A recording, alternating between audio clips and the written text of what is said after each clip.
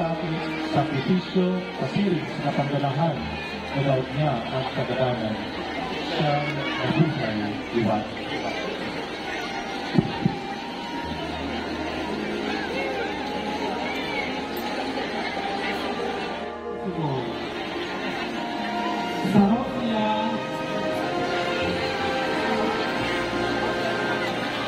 Saro siya sa enot na apat na disipulo ni Jesus. Siya man ang enot sa mga disipulo na nagpahayag na si Jesus iyo ang Kristo, ang aking ng Diyos na buhay. Uli dahil sa iyang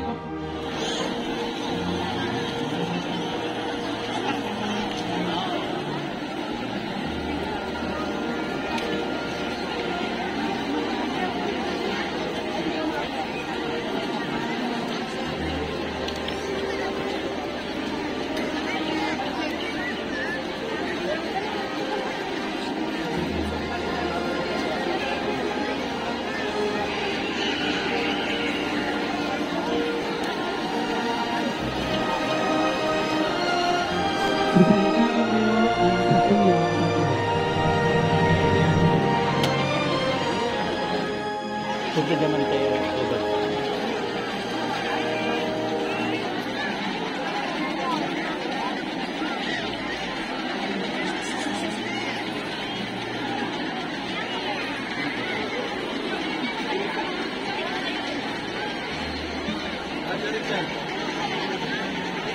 San Bartolome.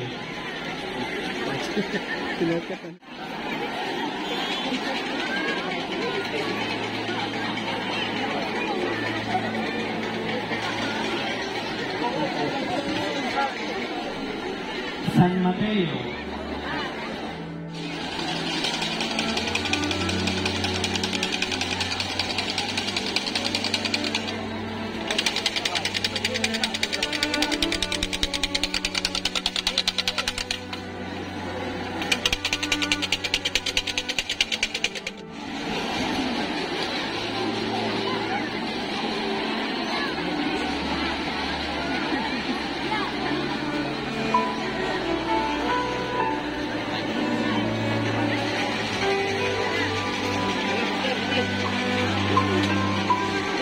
Santiago Lino.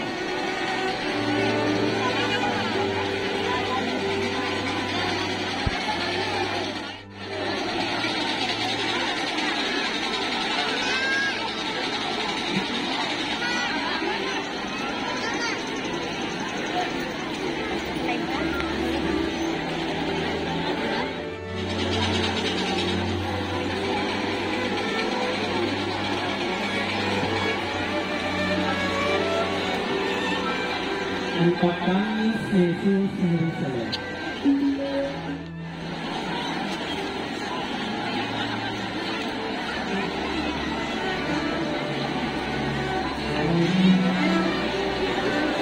Ang mapanggalang paglaro ni Jesus sa Jerusalem.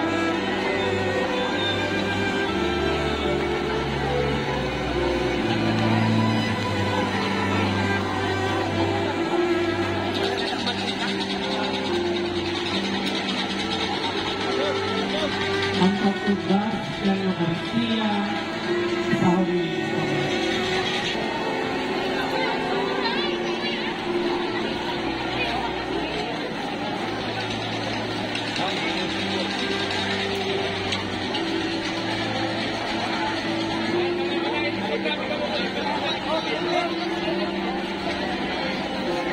Ginawa ni Jesus ang mga bibig kay sa iyang mga parasunod. Mandang namamanggi, nagtindog ang mga parasunod. Pagkatapos, pinanigan niya ang tuwalya iyaon sa iyang kabayan. Nang pagtulog ni Pedro, nagsabi niya, "Kagurang nga ikapulugod ang mahanaw ang sakong mga bibig." Nagsimba si Jesus. Dahil mo po sabot ganyan sa kamunduan. Pawalat ka mo bibig asin mo po ba sa kaibahan ko. Kuminayon ni kadikit, Luminuhod sa daga asin na lipi. Ama ko kung narinig ka pa sana, malinis ako ang lamang sunod. Alam ni Jesus ang gabos na mangyayari sa iya. Kaya sinabat niya sila sa kanilang Si Isay ay naman at mundo. Nagsimbat sila si Jesus Nazareno. Nagsabi siya, ako si Jesus.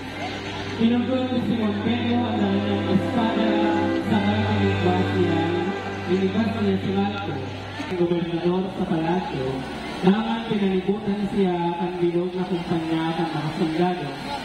Sinubaan siya sa kasinunutan ng gubing na kolor ubi.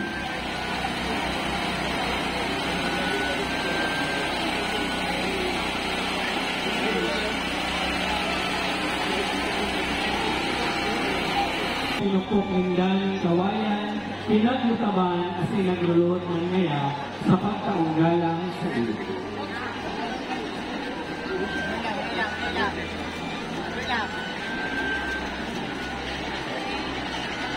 Ang pag-ako ni Jesus Cantos. Ang taik akong namukaan, tulong oras si ihiligan, ang singkuhay na kaparaan ng sala ng taong ama.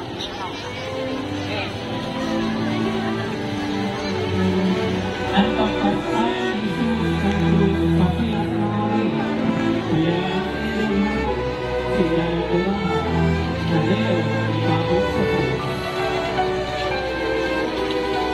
Si Jesus pinawagibilatos sa ila, kanaling ibabot sa krus, kaya pinuanin na si Jesus at siya, si Jesus nagluya siling sa sarong tao. Dahil siya ng tulog, pinaghampa, pinuulaan ng tulog, kasi mayroon sa uling pagkaon ni inumo. Sa init ng sandang siya napadumpan, alagad ng tirik na magbangon, kasi ipadagos ang pagpasan ng krus. Si Jesus sa mga manailain na paagi ng pagpasaki, asin patulog-tulog sa iya. Sa iba ang lumang parahon siya dinako at sinagadan sa krus. Ginarok siya ng sarong sundalo sa iyang muro. Tanganing nilong kong gabana, tulos bumilulos ang tubuas ng tubig. Makatanda ang saling kagkaurok sa tuwing sa munduan, ni Virgen Maria sa Pagtios, asin pagkagadan kang sa iyang urong na namumutan na aking sa Jesus.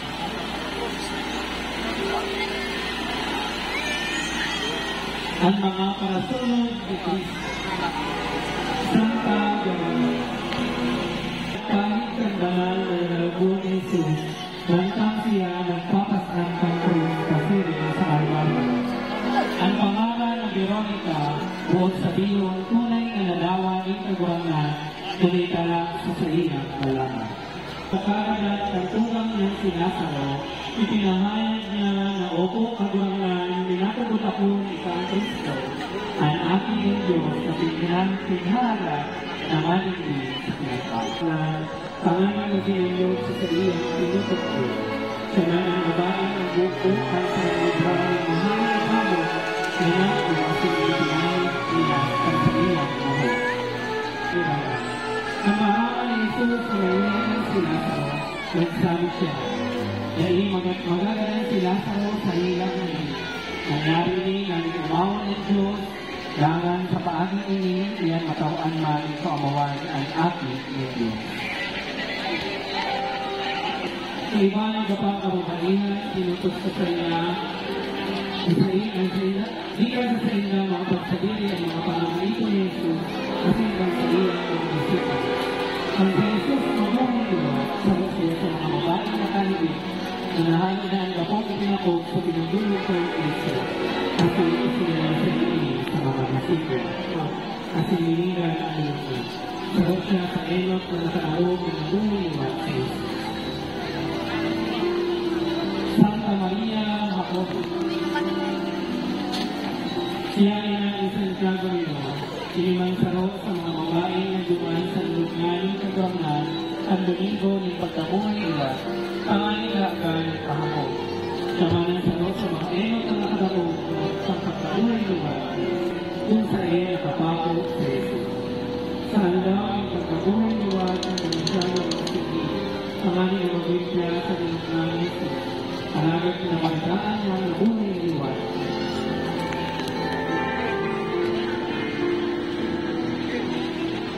Santa Maria sa Oeste ng Dagat, in Galilea. Itong demonyo ang pinanghali ng kagawangan sa iya. Siya natubod kasi naging saro sa mga babae na nagsunod ni Jesus sa iyang ministeryo sa ibahan ang mga disipulo. At sa Jesus magsakit kasi magagan sa krus, sayo siya sa nagpawalag sa pamitisan, sagod ang bangkay ni Jesus. Ini ang nananawan sa mga babae na nagsunod kay Jesus hanggang sa kagaganan niya sa krus. Susod sa Ebanghelyo, dakong na tao ang nagsunod sa iya, kasi dakong na babae ang nagtangin ko sa kapinterang nalilong, kasi minunta sa sarunod na pinugit sa gapo na daipanin na kalabog. Sarusang kayat na tao, kasi pinasunod ni Jesus, nakaibaw sa mga naghahala sa kanya at Diyos. Hindi ko din, ang leader ng mga Diyo na nagduman kay Jesus, sarong banggi, tangaling maputong, manamod sa sarili at ito. Sunod niya sa Jesus, itubang sa mga buong pagi, kasi sa mga Pariseo, na naghabag sa mga buong.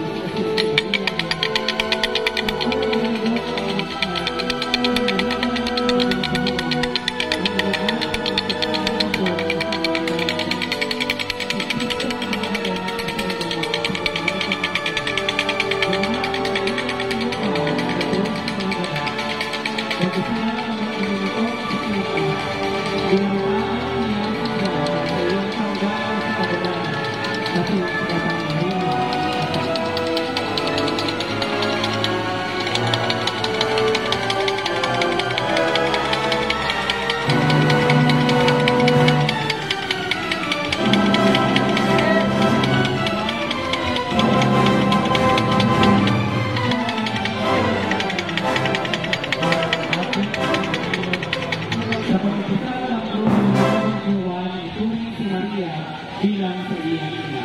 Ang sa iyang salaysay ng Ebanghelyo at ibang mga surat, nagpapatutuo ng sarili theology. Naliligo na makamiling sa kawawayan ng pagkaraang nananitao na nagpahayag kung ano ang nanging mismo at sa iyang mga mata.